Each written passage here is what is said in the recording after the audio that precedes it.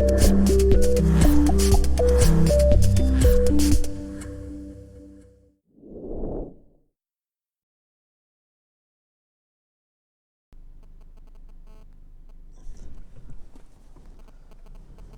I'm just in my car driving along and just chatting to myself in general now about hypnosis and how it can help other people, and also how people can learn hypnosis too. So maybe you may hear the car engine in the background. So, hypnosis. I don't know how you, the person listening to this now, perceives hypnosis, how you visualize hypnosis, what you make of it, how you see it, what you think it is.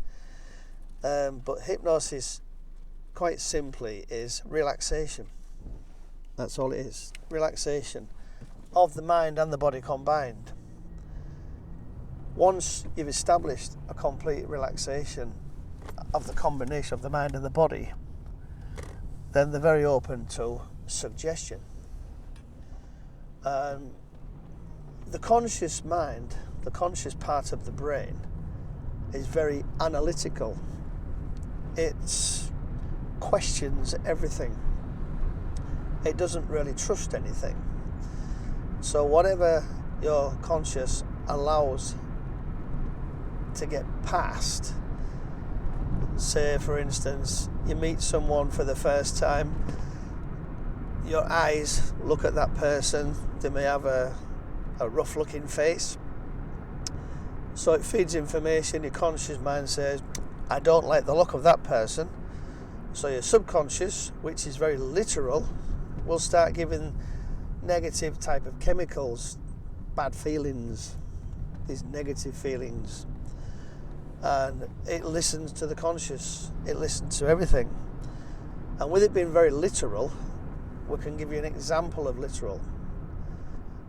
If you've ever seen a comedy stage hypnotist, you'll notice they do certain little tricks of the trade, which are quite show.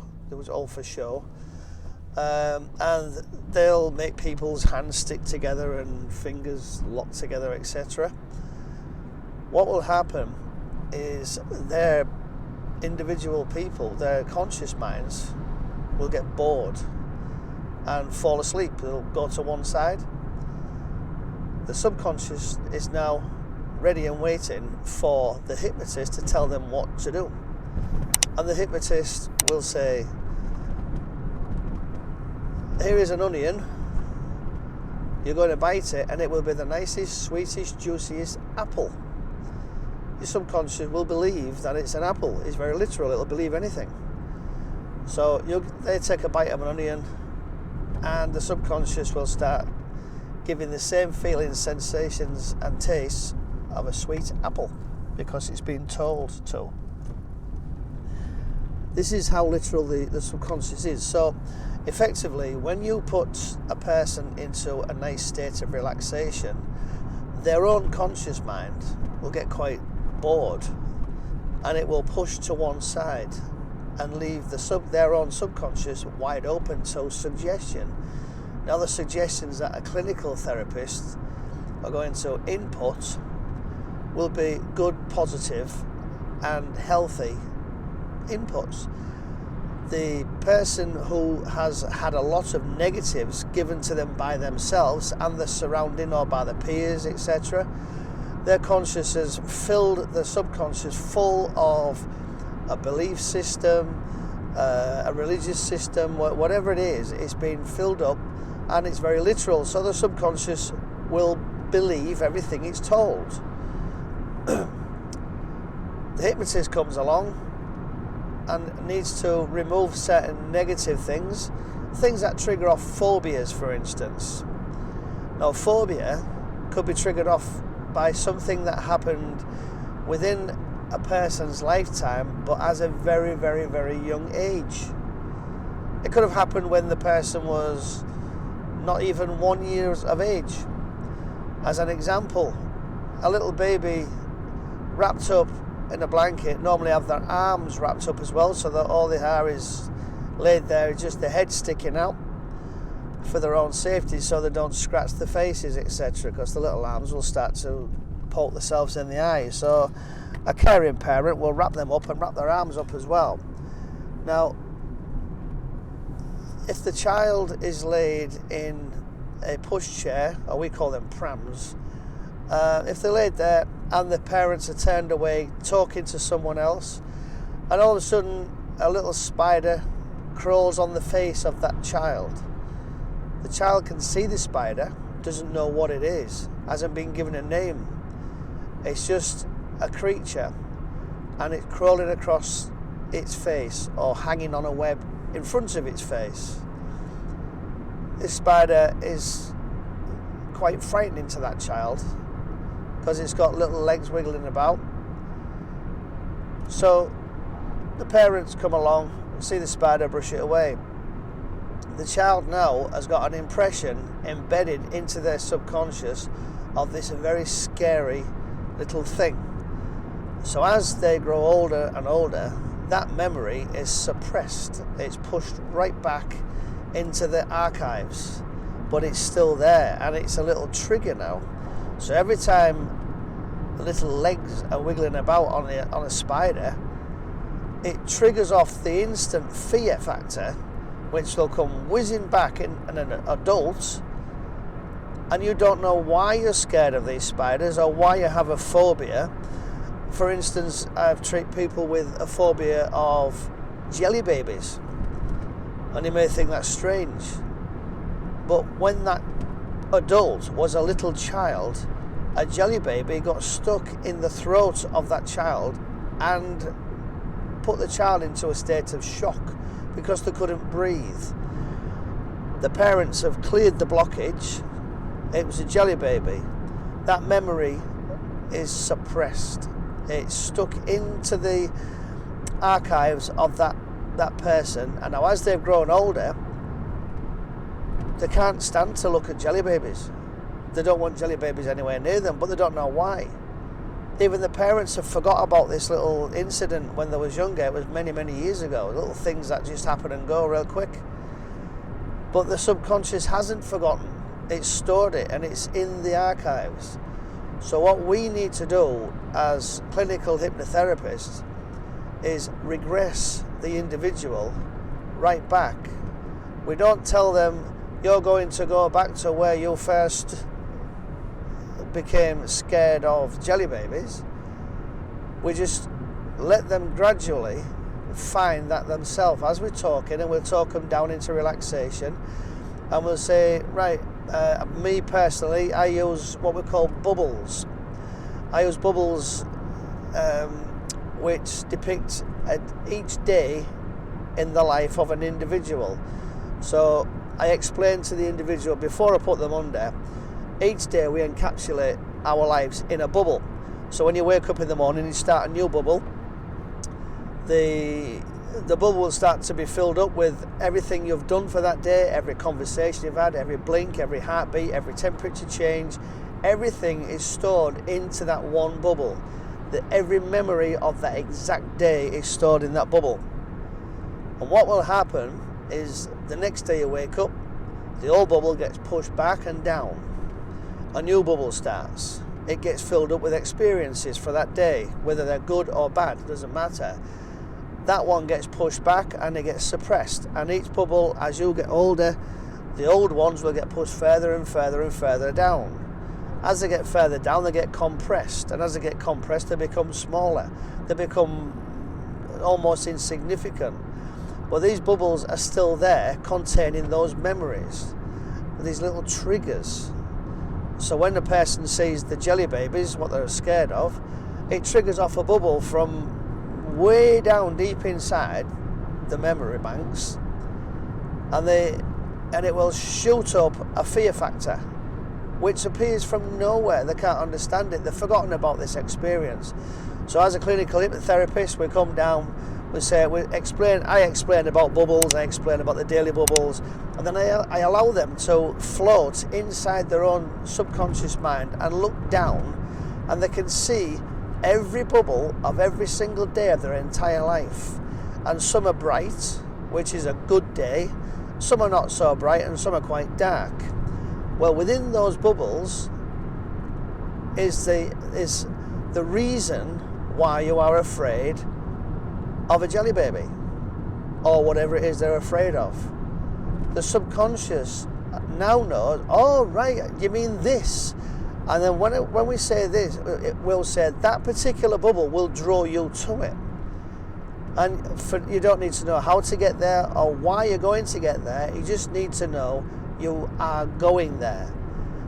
And then I say to the person, my client, when you get to that bubble, when you get over that bubble of that day, I want you to raise your finger, and they will raise the finger. They might take a few seconds and then suddenly the finger will raise.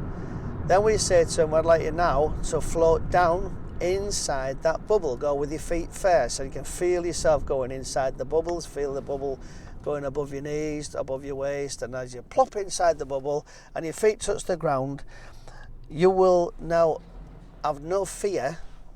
Take away the fear. You will observe. You'll be able to smell the smells, see the sights, and feel the feelings. So now you've brought in all the emotions, all the feelings, the tactile, the olfactory, the kinesthetic, everything's there. Now we can say to that person, how old are you? There may be none, there may be one, there may be two. And they may look at themselves and they go, well, I think I'm about 3 or I'm about 1. And say, what's happening? Well, I'm choking on a jelly baby. Okay, I'd like you now, as an adult, and from an adult's perspective, observe this and see now how they're clearing the blockage, and how, as a child, you can now understand that eating a jelly baby can stick in a child's throat, but now as an adult, you understand better that you can chew those jelly babies without any danger of any blockages ever happening again. I would like you now to embrace that child. Pick the child up. Tell the child, tell yourself, everything is all okay now. We don't need to worry about this anymore. It was just a freak accident. It will never happen again. And when you are absolutely confident and feel good about yourself and feel great, you can put the child down, send your love, and feel great. And what I do then is I wrap them round in a bright white light, a light of positivity, a light of protection. This bright white light is not only wrapping around them, but wrapping around that entire bubble. Everything in that day is pure bright white light. And any negative that they used to be is now completely and utterly gone, replaced with an amazing bright white light. This white light is a protection. It will make you feel fantastic, and you can now float upwards and leave that bubble in a nice clean manner, a clean way. Everything that used to be negative is now completely and utterly gone. If you notice, I used to be, I was talking past tense. Now once you've done this, you can bring the person back and just say, in a moment, I'm going to count from 1 to 5. When I get to 5, you will be able to open your eyes, but only once you have accepted every suggestion that's been given to you, and only then can you open your eyes. Then you count up from 1 to 5, and I usually say 1. You can start to feel your heartbeat coming back to normal, because when you put people into a trance, the heartbeat slows right down, the body metabolism slows down. They're just so relaxed. It's a bit like the tortoise. The tortoise's heartbeat is very, very slow. It lives for a long, long time. So your heartbeat now is coming back to normal. And number 2, you can start to feel refreshed and revitalized and re-energized and feel so positive, wrapped up in this bright white light of positivity. Nothing bothers you, nothing disturbs you. You feel amazing, you feel ready to take on the world. And 3, you feel like you've been bathing your eyes in a cool mountain stream. You feel refreshed, you feel exhilarated, you feel amazing. And 4, only once you have accepted every suggestion that's been given to you, and only then can you open your eyes on 5. And from this point, I go quiet, watch the person's REM, which is a rapid eye movement. They're now accepting everything, what's going in, and their eyes will open, and that's when you get an absolutely amazing difference in the person that you've just been to see. Then you can put a jelly baby in front of them, or whatever it is that they're afraid of. You'll find that it doesn't bother them. They'll look at you as if you're silly. Why would I be bothered about this? This is how things tend to turn out. Your job is done. That is one method of clearing a person's negative baggage and emotional baggage. So that's part of a therapy just for a phobia. I hope this helps. I know you can hear the engine noise, but I think this is probably the best time for me to start talking about these things, because I have 2 children. I've dropped them off at school, and so driving along to where I'm supposed to be is a big help. So I hope this helps, and thank you for listening this far. Thank you very much.